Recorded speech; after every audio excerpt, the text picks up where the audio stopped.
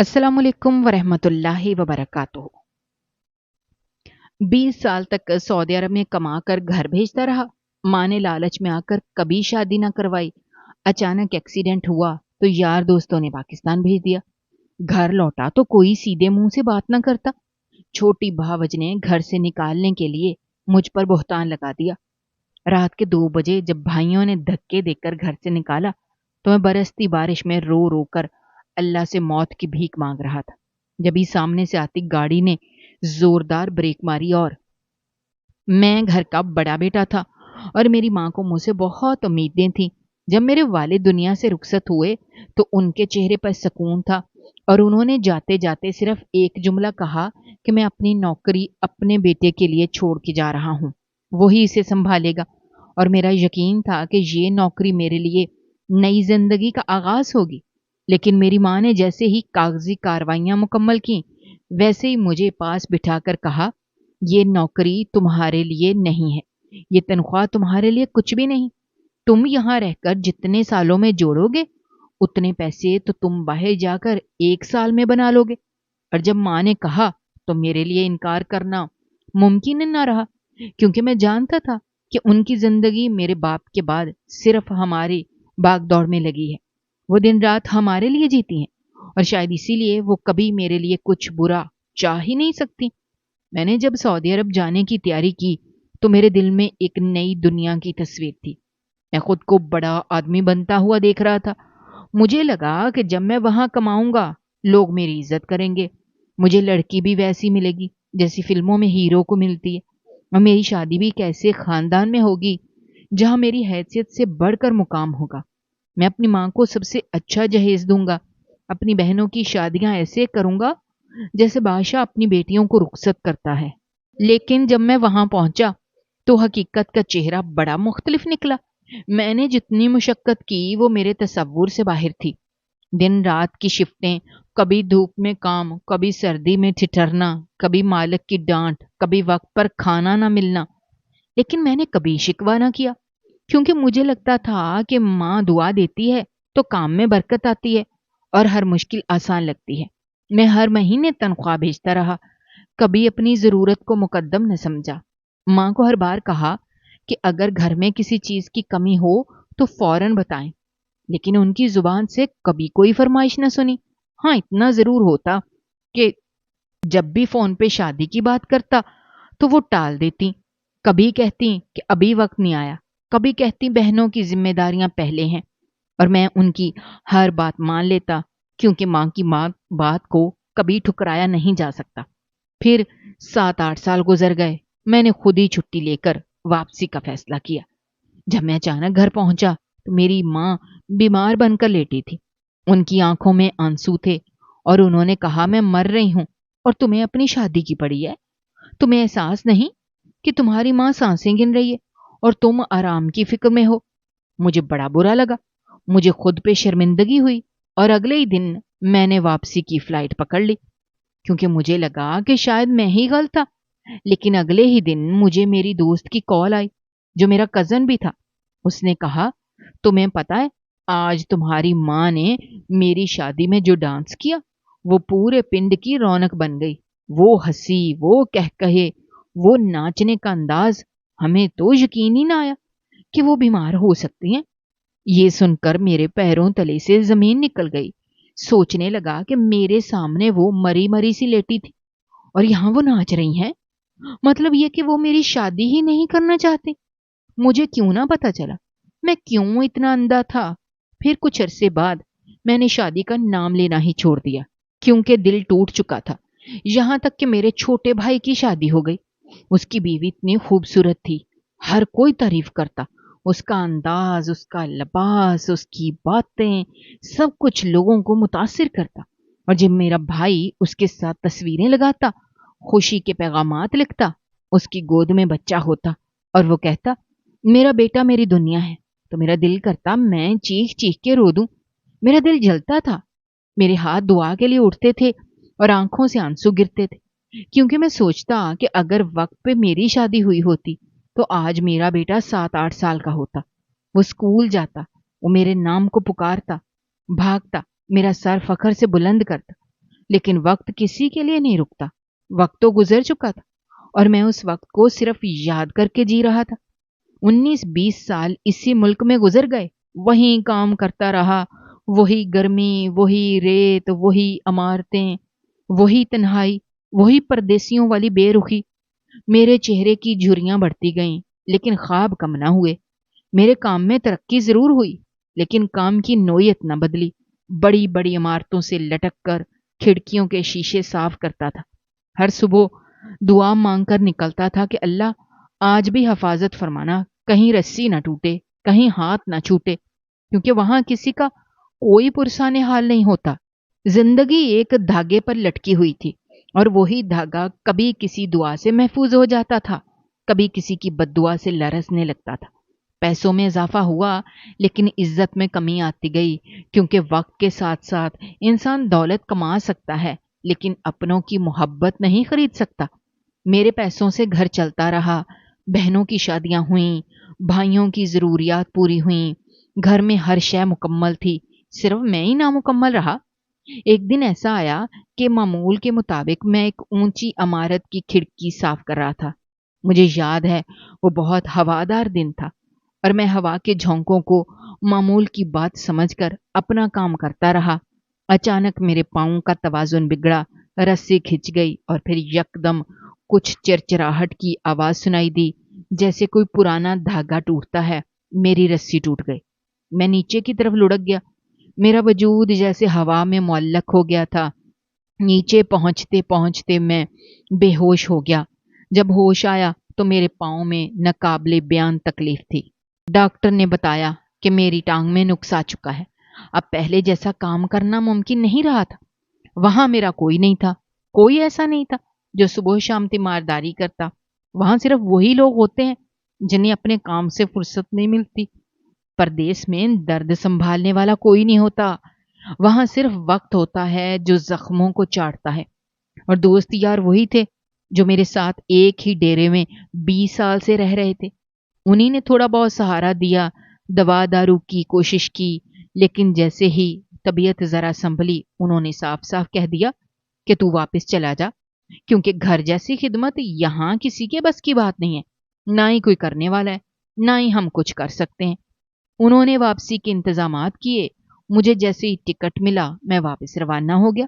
جب اتنے برسوں بعد گھر واپس آیا، وہ بھی ایک معذور اور لنگڑاتی چال کے ساتھ، لوگوں کی آنکھوں میں خوشی نہیں تھی، حیرت تھی، جیسے وہ سوچ رہے ہوں کہ اب یہ واپس نہیں جائے گا، اب یہ ہمارے درمیان رہے گا، ہمارا بوجھ بنے گا۔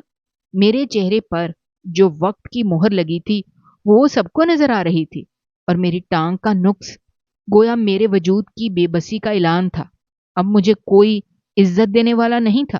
میرے اپنوں نے مجھے وہ احساس نہیں دیا جو میں پردیس میں دوستوں کے درمیان محسوس کرتا تھا۔ وہ ماں جس نے ہمیشہ کہا تھا کہ تو بڑا ہے، تجھے قربانی دینی ہے، اس نے بھی منہ موڑ لیا۔ اب میں خونی رشتوں کے درمیان تھا، لیکن ان رشتوں میں جذبات کا خون ہو چکا تھا۔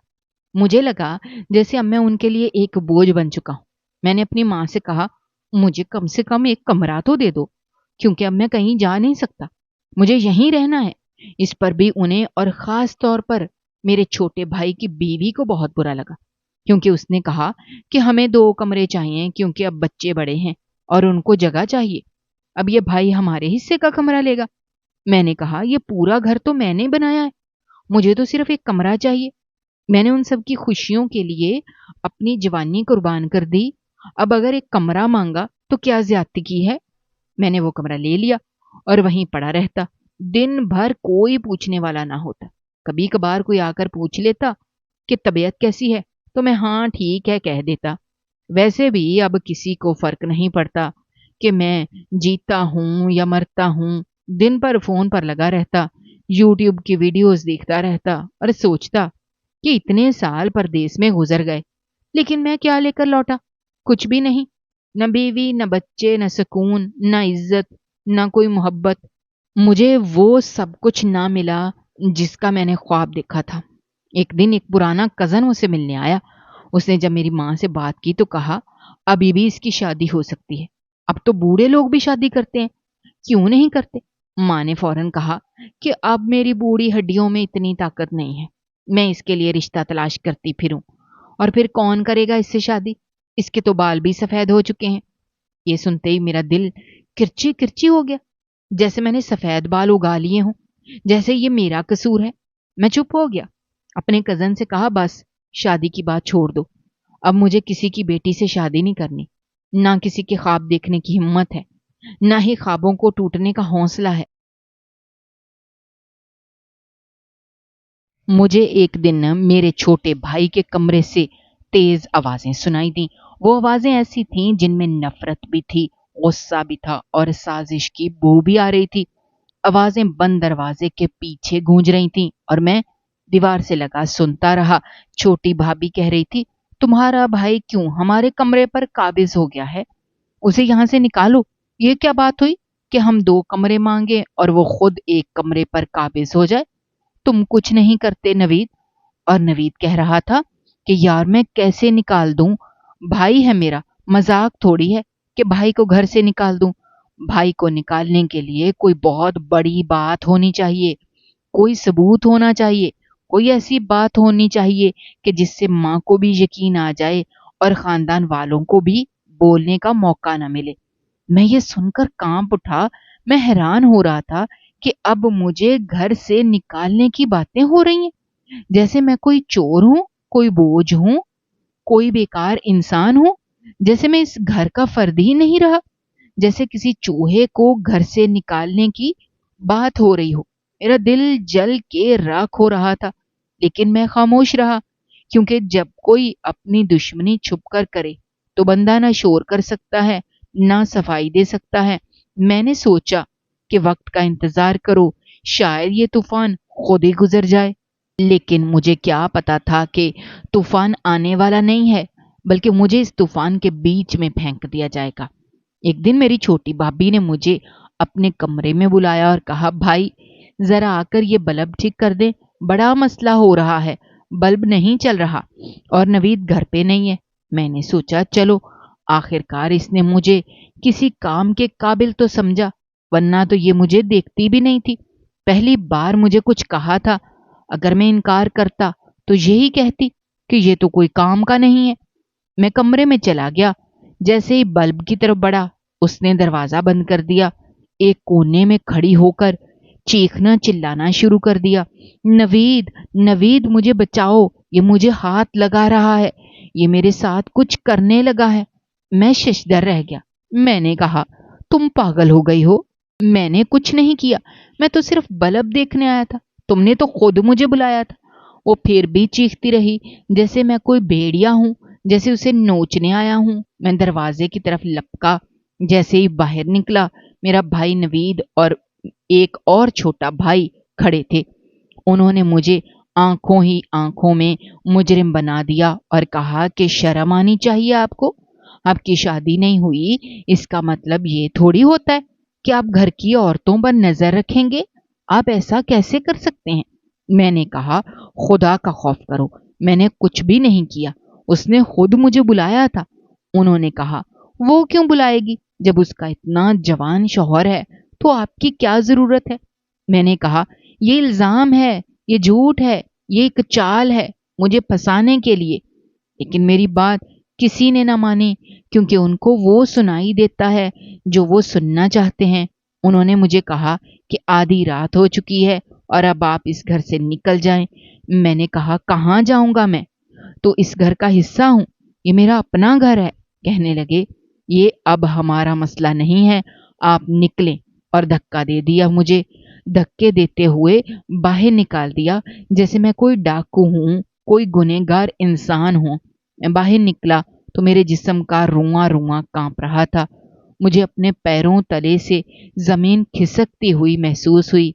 मैं दीवार से लगकर बैठ गया और सोचता रहा, क्या ये सब सच में मेरे साथ हो रहा है? क्या अब मैं अपने ही घर में वापस नहीं जा सकता? क्या वो घर मेरा नहीं था? क्या मैंने उनके लिए सब कुछ कुर्बान नहीं किया था? क्या मेरी जवानी उनके सुकून की भेंट नहीं चढ़ी थी? क्या मेरे ख्वाबों का खून उन्होंने नहीं किया था? क्या मैंने अपनी सारी जिंदगी की सारी बहारें उनके लिए खो दी थी?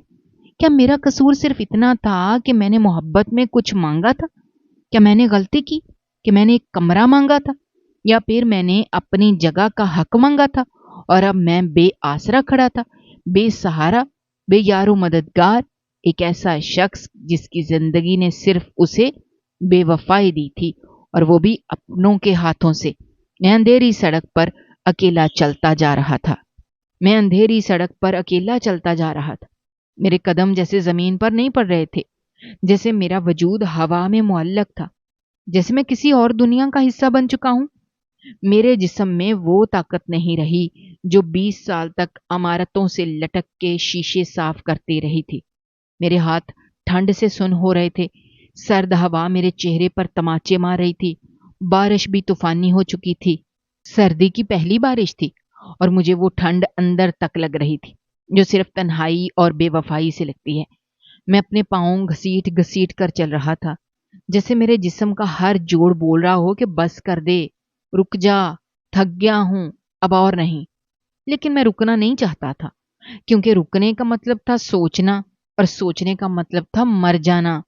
میرے دل میں ہزاروں خیال تھے کہ میرے بھائیوں نے مجھے نکال دیا، میرے اپنے بھائی جن کے لیے میں نے اپنی پوری جوانی قربان کر دی، جن کے بچوں کی خوشی کے لیے میں نے اپنے بچوں کے خواب چھوڑ دیا۔ میری ماں بھی خاموش رہی، وہ ماں جو ہمیشہ کہتی تھی تو میرا غرور ہے، میری طاقت ہے، وہ ایک لفظ بھی نہیں بولی۔ اس رات نہ اس نے مجھے روکا، نہ مجھے پکارا، اور میں اس کی خاموشی میں اپنی موت تلاش کرتا رہا۔ میری چھوٹی بھابھی نے ساری چال چلی، اس نے مجھے پھنسا دیا تاکہ اس کا کمرہ خالی ہو جائے۔ اس نے عورت ہونے کا فائدہ اٹھایا اور مجھے دشمنوں میں بیچ میں اکیلا چھوڑ دیا۔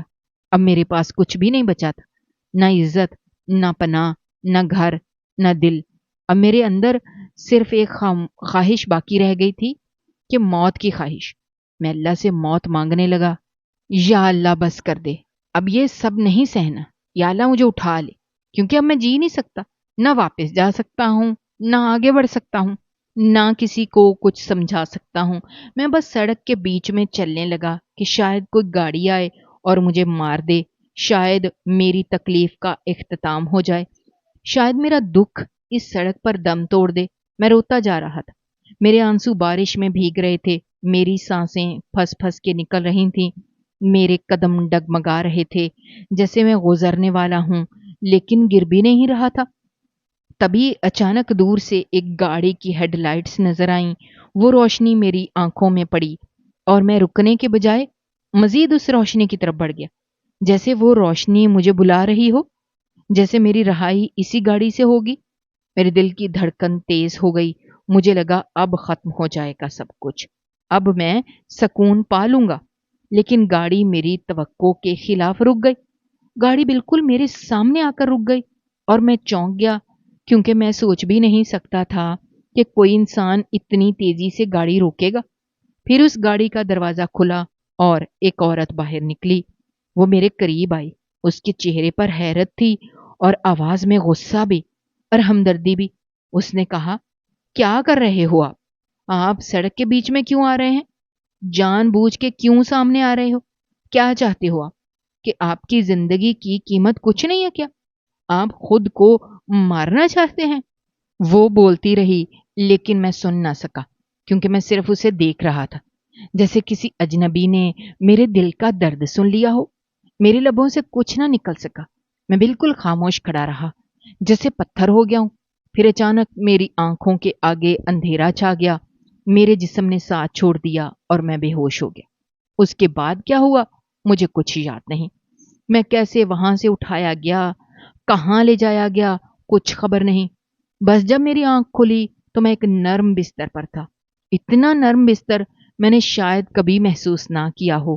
کمرے میں روشنی بھی تھی اور خاموشی بھی، لیکن دل میں ایک عجیب سا سکون تھا، جیسے کوئی بوجھ ہلکا ہو گیا ہو۔ میرے قریب ایک ڈاکٹر بیٹھا تھا جو میری نبض چیک کر رہا تھا، اور سامنے وہی عورت کھڑی تھی جو سڑک پر مجھے ملی تھی۔ وہ ڈاکٹر سے پوچھ رہی تھی، یہ کیسا ہے؟ کیا خطرہ تو نہیں ہے؟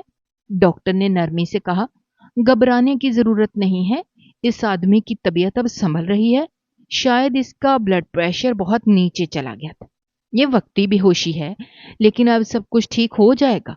वो औरत थोड़ा मुतमईन हुई और मेरे चेहरे को गौर से देखने लगी, जैसे वो किसी अनजाने को नहीं, बल्कि किसी पुराने जख्म को पढ़ने की कोशिश कर रही हो। डॉक्टर चला गया था। अब कमरे में सिर्फ मैं और वो औरत मौजूद थे। वो मेरी तरफ बड़ी नरमी से देख रही थी। उसकी आंखों में एक अजीब सी अपनायत थी, जैसे बरसों से जानती हो, जैसे कोई खोया हुआ रिश्ता दोबारा मिल गया हो। उसने थोड़ा मुस्कुराकर अपना तारुफ करवाया कि मेरा नाम गुलशन आरा है, ये घर मेरा है, मैं यहाँ अकेली रहती हूँ। ये सब सुनकर मुझे थोड़ा ताज्जुब हुआ, क्योंकि ऐसा शानदार घर और उसमें तन्हा एक औरत, मुझे लगा कोई कहानी जरूर छुपी है। उसने पूछा, आप क्यों मेरी गाड़ी के सामने आए थे और सड़क के बीच में क्यों चल रहे थे? मैंने उसकी आंखों में देखते हुए कहा कि इससे पहले आप बताएं कि आप इतनी रात गए गाड़ी लेकर क्यों निकली थी। उसने मेरी बात सुनी और आहिस्तगी से कहा, पहले आप मेरे सवाल का जवाब दें तो बेहतर होगा। मैंने सर झुकाकर सारी हकीकत बता दी, वो सारी तकलीफें जो मेरे सीने में दबी थी। मैंने लफ्जों में उनका बोझ हल्का किया और कहा, मैं अपनी जिंदगी खत्म करना चाहता था, क्योंकि मुझे लगता था कि मेरे लिए अब इस दुनिया में कुछ नहीं बचा। मैं अपने घर से निकाल दिया गया था, मेरे अपनों ने मुझे बेदखल कर दिया था और मैं अब कहीं का ना रहा था। इसलिए सड़क के बीच में चल रहा था ताकि कोई गाड़ी मुझे मार दे, मेरी जिंदगी का खात्मा हो जाए। मेरी बात सुनकर वो कुछ देर खामोश रही, जैसे अल्फाज तलाश कर रही हो। फिर वो कहने लगी, मैं भी आज इसी इरादे से निकली थी। मेरा शौहर 6 महीने पहले दुनिया से चला गया था। उसके बाद से मैं इस सन्नाटे में जी रही हूँ जो हर रात मेरे दिल में उतर आता है। मेरा इतना बड़ा घर है, इतने सारे कमरे हैं, दौलत है, आसाइश है, लेकिन तन्हाई ऐसी है जो इंसान को अंदर से खा जाती है। मैंने सोचा था कि आज मैं बस गाड़ी चलाती रहूंगी और किसी मोड़ पर आकर जब हिम्मत खत्म हो जाएगी तो बस स्टेयरिंग से हाथ हटा लूंगी और फिर जो होगा वो मेरा मुकद्दर होगा। उसकी बात सुनकर मैं हैरान रह गया। हम दोनों आज मौत की तलाश में निकले थे। हम दोनों ही अपने अंदर की जंग हार चुके थे, लेकिन अल्लाह ने हमें एक दूसरे से मिला दिया। शायद उसकी यही मर्जी थी। हम दोनों कुछ देर खामोश रहे, लेकिन इस खामोशी में भी एक सुकून था, एक ऐसा एहसास जो जिंदगी की तरफ लौटने की पहली सीढ़ी थी। उसने कहा, अगर आप चाहें तो कुछ दिन यहाँ रह सकते हैं। वैसे भी आपकी हालत ऐसी नहीं है कि अकेले बाहर जा सकें। आपका पाँव भी ठीक नहीं है और तबीयत भी कमजोर है। मैंने उसका शुक्रिया कहा और वहीं रुक गया। कुछ दिनों में हम दोनों एक दूसरे के साथ बैठने लगे। चाय पीना, खाना खाना, छोटी छोटी बातें करना, सब कुछ जैसे मामूल बन गया था। हम दोनों अपनी अपनी जिंदगियों के दुख बांटते थे, जैसे बरसों से एक दूसरे को जानते हो। एक दिन उसने मेरी तरफ देखकर कहा, मैं आपसे कुछ कहना चाहती हूँ। मैंने कहा, जी कहिए। वो थोड़ा झिझकी, फिर कहा, मैं चाहती हूँ आप मेरे शौहर बन जाएं। मैं अकेली हूँ, आप भी अकेले हैं। हम दोनों एक दूसरे को समझते हैं और मैं यकीन से कह सकती हूँ कि आप मेरे लिए अच्छे हमसफर साबित होंगे। मैं थोड़ा खामोश हुआ, लेकिन दिल के किसी कोने में खुशी की एक लहर दौड़ गई, क्योंकि पहली बार किसी ने मुझे अपनायत दी थी, इज्जत दी थी, मुझे चाहा था। मैंने फौरन हाँ कह दी। मुझे चाहा था, मैंने फौरन हाँ कह दी और हम दोनों ने निकाह कर लिया। वो वाकई बहुत अमीर औरत थी। उसके पास किसी चीज की कमी नहीं थी। घर था, नौकर थे, कारें थीं, बैंक बैलेंस था, जेवर थे। लेकिन उसे सबसे ज्यादा जिसकी कमी थी, वो एक मुखलिस शौहर था, जो उसे समझ सके, जो उसके साथ बैठकर चाय पी सके, जिसके साथ वो शाम गुजार सके, जो उसकी बात सुने, जो उसकी खामोशी को महसूस कर सके। और वो उसे मेरी सूरत में मिल गया। अब हम दोनों उस बड़े से बंगले में बहुत सुकून से रहते हैं। न मुझे अब किसी चीज की फिक्र है, न उसे, क्योंकि हम दोनों ने अपनी जिंदगी की सबसे बड़ी जंग जीत ली है, तन्हाई की जंग। और अब हमारे पास सब कुछ है, और सबसे बढ़कर एक दूसरे का साथ। उस औरत का एक बहुत बड़ा कारोबार भी था, जो उसके शौहर के वक्त से चल रहा था और बहुत कामयाब था। लेकिन शौहर के जाने के बाद वो कारोबार ऐसे ही चल रहा था, जैसे एक लावारिस जिस्म जिसमें जान न हो। गुलशन आरा ने मुझे एक दिन कहा कि अब ये सब कुछ तुम संभालो, क्योंकि मैं न ऑफिस जा सकती हूँ, ना मीटिंग्स अटेंड कर सकती हूँ।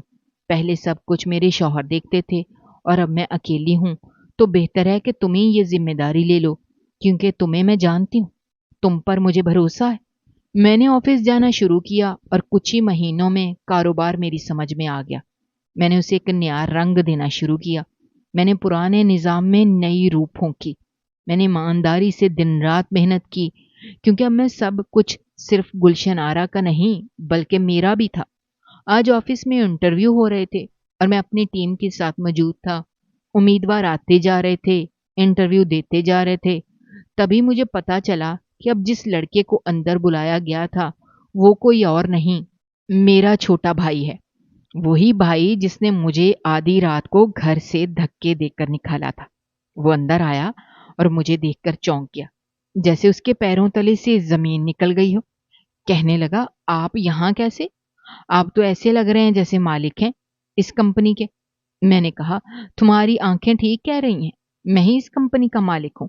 अब तुम बताओ, तुम यहाँ क्यों आए हो? उसने कहा, मैं नौकरी के लिए आया हूं, क्योंकि मेरी पुरानी नौकरी चली गई है और अब घर का खर्चा पूरा नहीं हो रहा। लेकिन अब आप यहाँ हो तो मुझे उम्मीद है कि मुझे ये नौकरी जरूर मिल जाएगी, क्योंकि आखिर आप मेरे भाई हैं ना। मैंने कहा, हाँ, क्यों नहीं मिलेगी? तुम बाहर जाकर बैठो, हम फैसला करके बताते हैं। वो खुशी खुशी बाहर चला गया, लेकिन मेरे दिल में एक अजीब सी खामोशी थी, एक अजीब सी चुप थी, जिसमें पुराने जख्म ताजा हो गए थे। थोड़ी देर बाद हमने जिस सीट के लिए ऐलान किया, उस नौकरी के लिए एक और लड़के का नाम लिया गया, जो उससे ज्यादा पढ़ा लिखा था और उसका तजुर्बा भी बेहतर था, और वो उस नौकरी का मुस्तहिक था। मेरे भाई का नाम नहीं लिया गया। अगले ही दिन वो ऑफिस आ गया। मेरे कमरे में आकर कहने लगा, आपने मेरे साथ अच्छा नहीं किया, मुझे नौकरी नहीं दी। मैंने कहा, तुमने मेरे साथ कौन सा अच्छा किया था? याद नहीं वो रात जब तुमने मुझे मेरी मां की आंखों के सामने घर से निकाला था? वो इल्जाम, वो झूठ, वो धोखा, सब कुछ भूल गए हो? अपनी बीवी से पूछो, जिसने मुझे कमरे में बुलाकर खुद दरवाजा बंद किया था और फिर शोर मचा दिया कि मैं उसके साथ बुरा सलूक किया। तुम लोग चाहते थे कि मुझे कमरा खाली करवाना पड़े। तुमने साजिश की थी। अब तुम मुझसे वफा की उम्मीद रखते हो। तुम कहते हो कि तुम मेरे भाई हो, तो भाई वो होता है जो भाई के साथ खड़ा हो, ना कि उसकी जड़ें काटे। वो शर्मिंदा सा हो गया और वहां से चला गया। जाते जाते बस इतना बोला कि अब तो आपके पास सब कुछ आ गया है ना, इसलिए आप हम जैसे लोगों को नीचा समझते हैं। मैंने कहा, हाँ, यही समझ लो, क्योंकि तुम जैसे लोग सिर्फ अपना फायदा देखते हैं, और जब किसी के पास कुछ नहीं होता तो उसके लिए जमीन भी तंग कर देते हो। लेकिन आज जब वो कुछ हासिल कर ले तो उसके दरवाजे पर आकर खड़े हो जाते हो। माफ करना, मेरे पास तुम्हारे लिए कुछ नहीं है। मैंने उसकी मदद नहीं की, क्योंकि जिन लोगों ने मुझे अंधेरी रात में बेसहारा छोड़ा था, उनके लिए मेरे दिल में कोई रहम नहीं था, ना गुंजाइश। बस मैं अपनी बीवी गुलशन आरा के साथ अपनी जिंदगी गुजार रहा हूं, एक अच्छी और सुकून भरी जिंदगी, जिसमें इज्जत है, मोहब्बत है और सुकून है। वो सब कुछ है जो मुझे कभी अपने घर में नहीं मिला था। जिंदगी में सबसे बड़ी हकीकत यह है कि वक्त किसी का इंतजार नहीं करता और न ही किसी की कुर्बानियों को गिनती करता है। वक्त सिर्फ गुजर जाता है, और जब गुजर जाता है तो बस यादें दे जाता है, कुछ तल्ख, कुछ मीठे लम्हे दे जाता है। कुछ लोग जिन्हें हम अपना सब कुछ समझते हैं, वही लोग हमें सब कुछ खो देने पर मजबूर कर देते हैं। इस कहानी का सबक यही है कि रिश्ते अगर सिर्फ मफाद पर कायम हों तो वो रिश्ते नहीं होते, वो बस वक्ती ताल्लुक होते हैं, जो वक्त के साथ अपना चेहरा दिखाते हैं। कभी कभी हम अपने खानदान के लिए सब कुछ कुर्बान कर देते हैं, अपना बचपन, अपनी जवानी, अपने ख्वाब, हत्ता कि अपनी खुशियां भी। लेकिन बदले में हमें सिर्फ धोखा मिलता है। ये धोखा तब और ज्यादा तकलीफ दे हो जाता है जब वो हमें अपनों के रूप में दिया जाता है। हम सोचते हैं कि हमारे अपने हमें कभी नुकसान नहीं देंगे, हमें कभी अकेला नहीं छोड़ेंगे, लेकिन जब वही लोग हमारे खिलाफ साजिशें करते हैं तो इंसान अंदर से टूट जाता है। इंसान को कभी भी किसी एक मुकाम पर हार नहीं माननी चाहिए, क्योंकि रब की कुदरत बहुत बड़ी है। वो जिसे चाहे इज्जत दे, जिसे चाहे जिल्लत दे। वही माँ जो कभी हर बात पर रोती थी कि उसके बेटे की शादी हो जाए, वही माँ एक दिन खामोश तमाशाई बनकर अपने बेटे को घर से निकलता हुआ देखती है। लेकिन वही बेटा जब अल्लाह के हुक्म से कामयाब हो जाता है तो उसके पास वापस नहीं जाता, क्योंकि जिन्होंने जख्म दिए हों उनसे मरहम की उम्मीद नहीं रखी जा सकती। इंसान को अपने दिल के जख्मों से सबक लेना चाहिए और इन जख्मों को अपनी ताकत बनाना चाहिए, क्योंकि जो कुछ भी होता है वो हमें मजबूत बनाने के लिए होता है। जिंदगी एक सफर है और इस सफर में हमें अच्छे बुरे लोग दोनों मिलेंगे, लेकिन असल बात यह है कि हम किस तरह उनसे सबक सीखते हैं। अगर आपका दिल साफ हो, आपकी नीयत सच्ची हो, तो अल्लाह ताला आपको वहां पहुंचा देता है जहां शायद आप खुद कभी जाने का सोच भी ना सके। इसलिए कभी किसी की साजिश से ना डरें, कभी किसी के धोखे से ना टूटें, कभी किसी नफरत से खुद से मोहब्बत करना ना छोड़ें, क्योंकि जिसने आपको पैदा किया है वो आपको कभी बेसहारा नहीं छोड़ता। नाज़रीन, हमारी आज की ये कहानी आपको कैसी लगी?